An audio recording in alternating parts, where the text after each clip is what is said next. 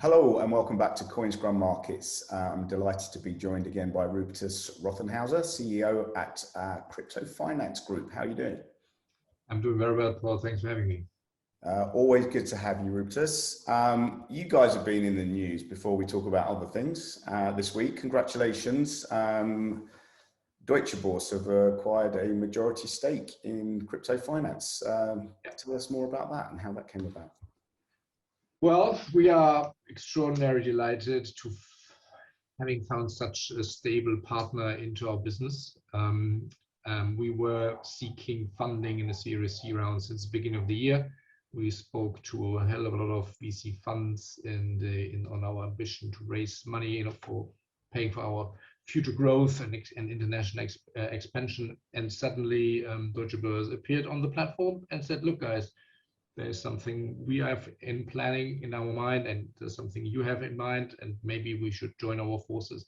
So out of a very, very, I would say, random discussion in March, suddenly the whole thing picked up a bit of momentum, and suddenly the senior managers of both companies were sitting together and saying, "Well, there is actually, in fact, a hell of a lot we can do together."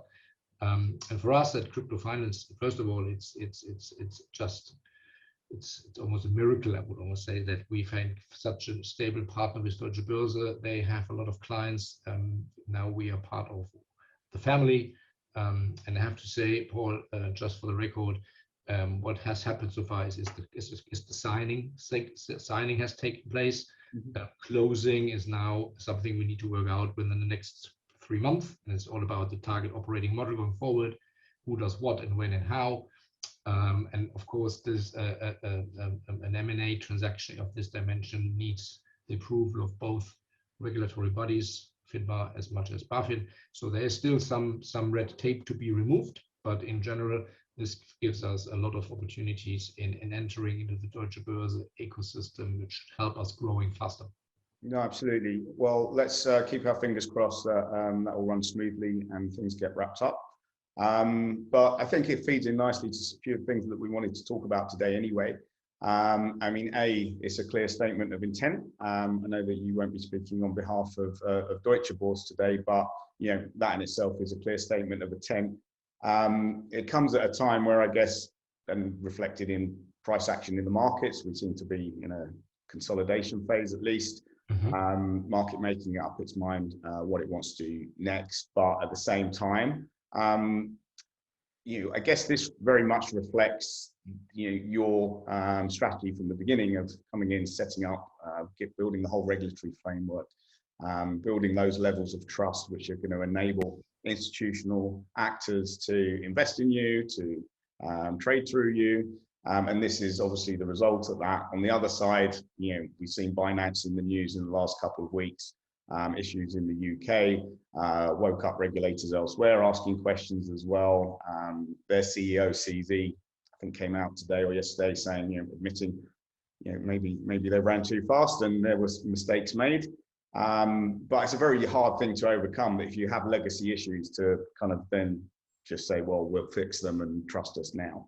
So, we've seen a number of new operators come in more recent times and seem to be doing things properly. And it just shows that if you do that, you can get the results. We've seen other positive statements from the likes of Citi and State Street in the last week, maybe something more negative from UBS. What are you seeing? What are you seeing on the ground at the coalface? You're speaking to your clients all the time.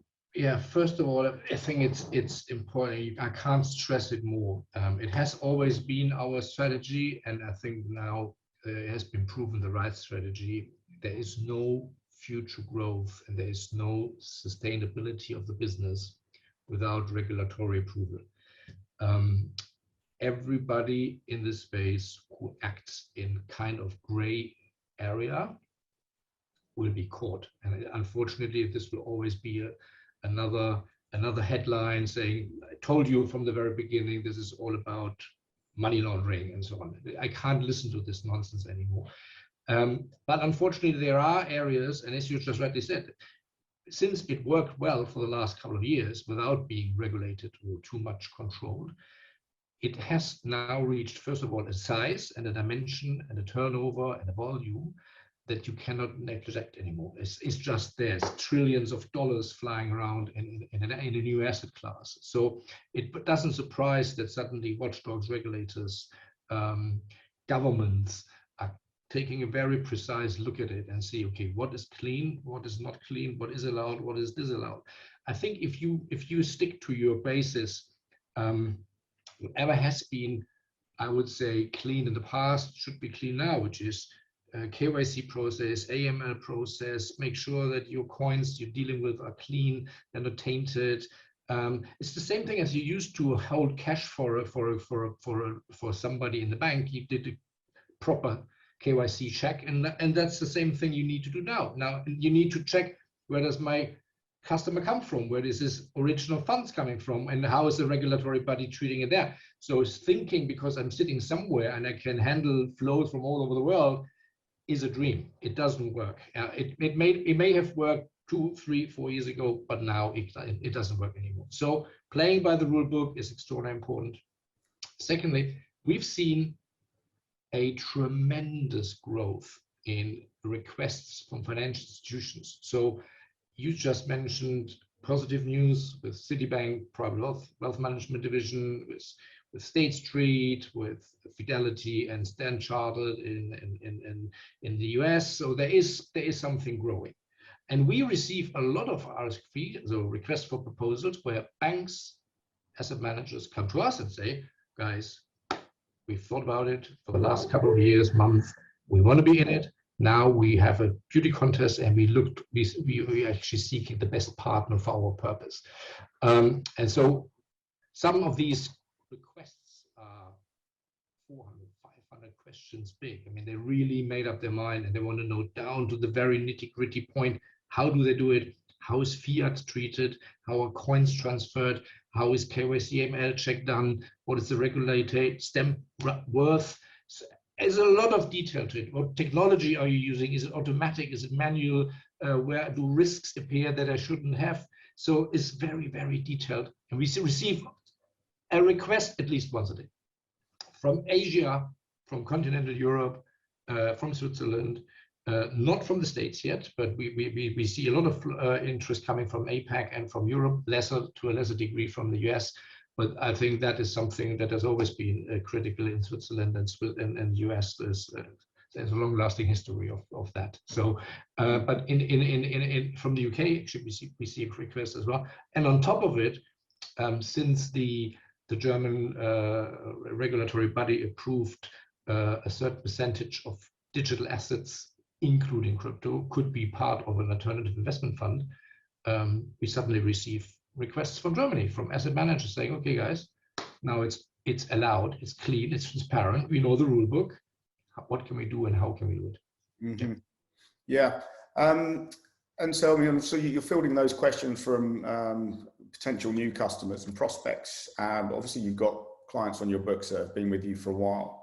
I think the other thing we're seeing, I mean, we've seen the news in the last few weeks with the big Chinese clampdown on mining. That was previously a big question around the mining sector and concerns about, where transactions are being processed effectively on the network, and maybe some concerns, with that, so much of that happening in China, and looks like the Chinese have maybe handed the rest of the world an opportunity to tick that one off the box, perhaps. So we'll see how that turns out.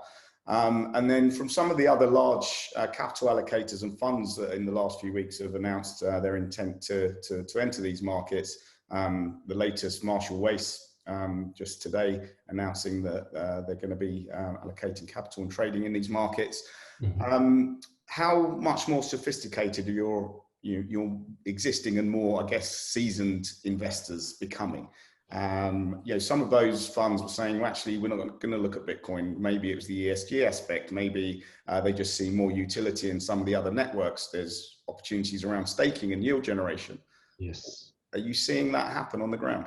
I think you gave the answer yourself, Paul. Okay. I should let you do the talking. Sorry. It's absolutely true.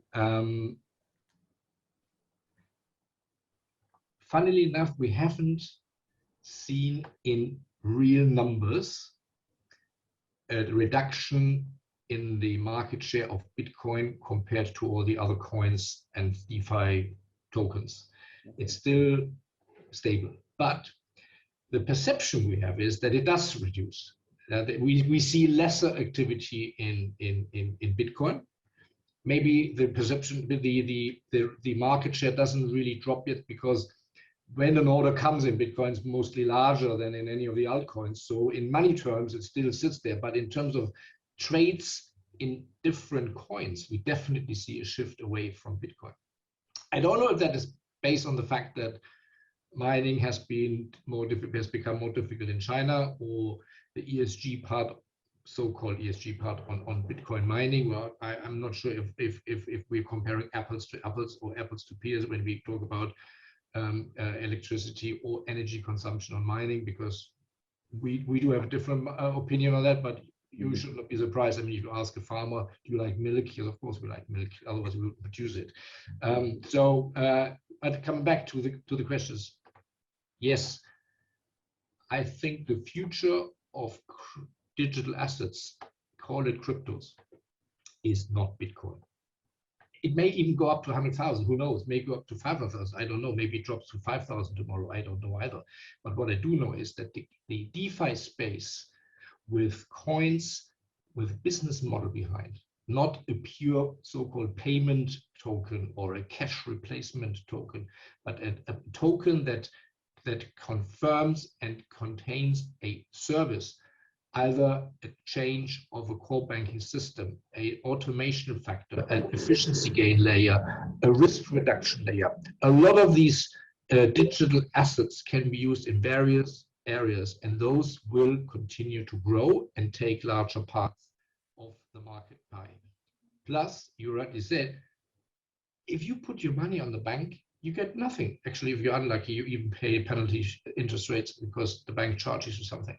If you use your bits and pieces to do some yield farming, park it with one of the famous and big names in the space, you can easily earn quite a substantial amount of interest rates on a regular basis. Of course, it's not risk-free. If it would be risk-free, you would pay interest rate. You would pay penalty for it again. Yeah, but the advantage of making something out of your assets, drawing a yield return out of your holdings, and investing in a space that will definitely not go. It will not go away anymore, because decentralization, DeFi products with a business model behind will stay. It will stay. And I mean, we are talking to so many corporates who are considering, what do we do with our next share issue? Do we do it in a classical way, IPO? Do we do a token? How do we trade the token? Can we list the token somewhere? Where's the best exchange to trade it? Can you become our market maker? Are you licensed? Is your license big enough to be a securities dealer in a security token, and so on? So they think about it. They don't ask me about what's happening with Bitcoin. They ask me, how do I use new technology in my inner circle, in my bank, or in my asset management division, in terms of, well, how do I raise money and how do I modernize and efficientize my systems? And that's very powerful and has nothing to do with crypto as a cash replacement. And what opportunities is that opening up for firms such as yours as well? Because I do sense that, and speaking to other people, there's still a barrier, maybe when we're talking about DeFi, that, you know, purely for, you know, an asset manager of whatever sort, whatever kind, to come in and say, right, well, tokens here, I'm just going to throw those at some, you know, do some yield farming on this platform over there. They're still going to hit some barriers with their own compliance and risk management departments. You know, what vehicles should, you know, firms such as yourself be looking at, or the industry in general, to be able to kind of act as that bridge between those two worlds, where they can package something up which gives investors the exposure to those opportunities without necessarily directly having to participate themselves? That's key. Well, unfortunately, that is key, because if every private individual has to his own banking in decentralized manner, then it becomes quite difficult, because some people just don't want to handle their own finance. Yeah, there are some who love it, but there are many who don't like it. So if I need to involve the banks, and I think we need to involve the banks, you need to involve the banks in a degree where automation hits their system so they can handle it. Now, we are working with several banks who are using, for example, Avaloq as a core banking system. Now, the banks came to us when they originally had the idea to trade in cryptos and offer it to their clients. Okay, how do we do it? How is the position coming into my core banking system? How does the position end up in Paul's private portfolio? So he sees it on his web interface when he looks in the evening. How is my Bitcoin perform? How is money requirements, cash balances, risk reports? How is all this handled? This is a new world, and it has to be tweaked somehow to be able to be worked out in a new world.